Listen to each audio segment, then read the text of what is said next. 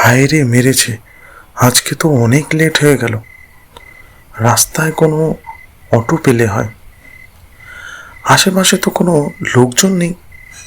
এত ফাঁকা স্টেশন, কই আগে তো দেখিনি। না, যাই দেখি কোথাও একটা অটো যদি পাই।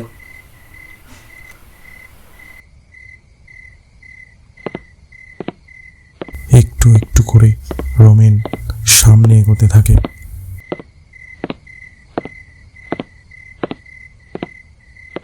আশেপাশে কোনো লোক নেই। কি ব্যাপার, এরকম তো কোনোদিন হয়নি। অফিস থেকে কতবার এসেছি বাড়িতে, এরকম কোনোদিনও হয়নি। না, যাই সামনে একটু আগাই, মনে হচ্ছে কোথাও দূরে একটা দোকান দেখা যাচ্ছে।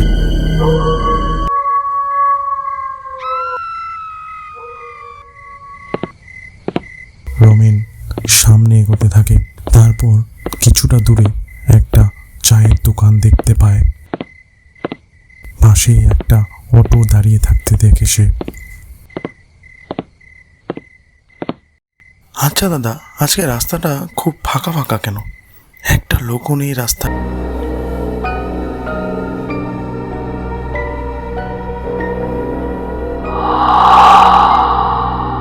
ছাড়েন বাবু, চা খাবেন তো? বসেন, আমি আজকে আপনাকে শেষ চা খাইয়ে দিচ্ছি।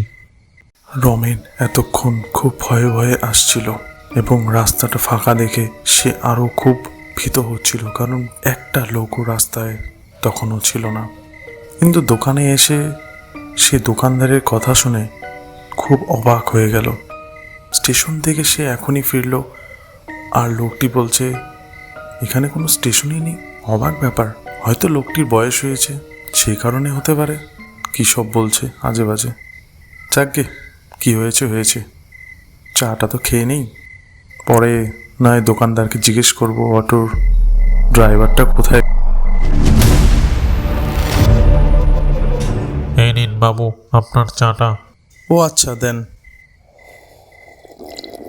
আচ্ছা দাদা, পাশে যে অটোটি দাঁড়িয়ে আছে সে অটোর ড্রাইভারটি কোথায় গেছে একটু বলতে পারবেন? মানে আসলে কি, এত রাত্রে বাড়ি যাব তো, আর তো আশেপাশে কোনো গাড়িও দেখতে পাচ্ছি না। তো ড্রাইভার যদি থাকতো তাহলে একটু বাড়িতে এগিয়ে দিয়ে আসতো। ভাড়া যত চেত দিয়ে দিতাম, কোনো অসুবিধা হতো না। দেখুন দাদা, সঠিকভাবে তো বলতে পারছি না যে অটো ড্রাইভারটি কোথায় গেছে। হয়তো আশেপাশে দেখুন কোথাও বিশ্রাম করছে অথবা বাথরুম করতে গিয়েছে। একটু খোঁজ নিয়ে দেখেন, বুঝতে পারবেন। আচ্ছা ঠিক আছে দাদা, এই নিন আপনার টাকাটা। রমেন আস্তে আস্তে চায়ের দোকান থেকে বের হয়ে অটোর কাছে এগোতে থাকে এবং অটো ড্রাইভারের সন্ধান করতে থাকে। অটোর কাছে তো কেউই নেই। কোথায় যে গেল অটো ড্রাইভার, এখন কোথায় খুঁজি?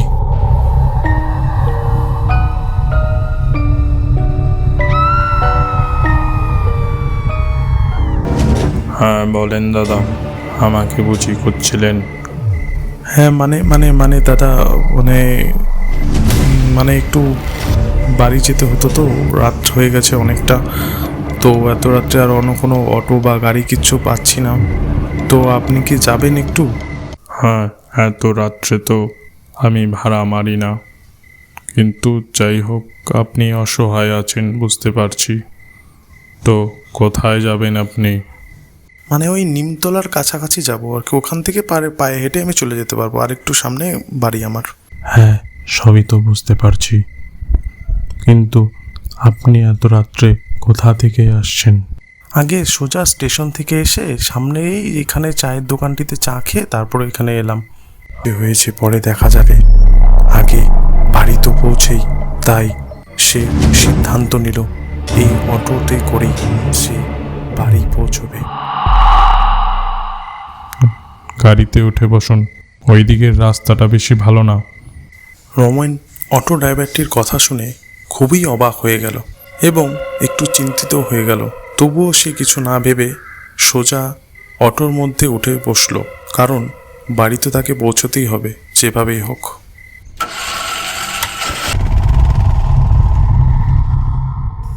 আজকে কি হচ্ছে আমার সাথে? স্টেশন থেকে আসলাম, বলছে স্টেশন বন্ধ, আবার চায়ের দোকানও নেই। সবাই মিথ্যে বলছে, নাকি নাকি আমারই কিছু ভুল হচ্ছে?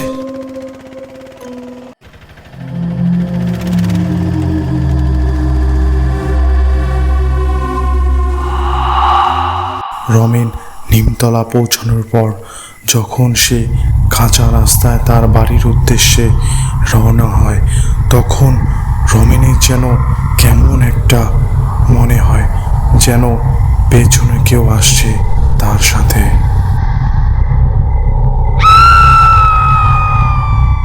রমেন কিছুটা পথ এগোনোর পর সামনে কাউকে একটা দেখতে পায়।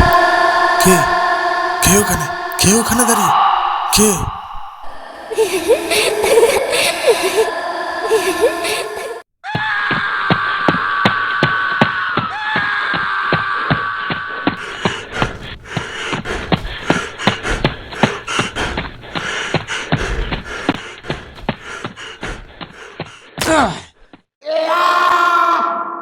তাহলে এটা একটা দুঃস্বপ্ন ছিল।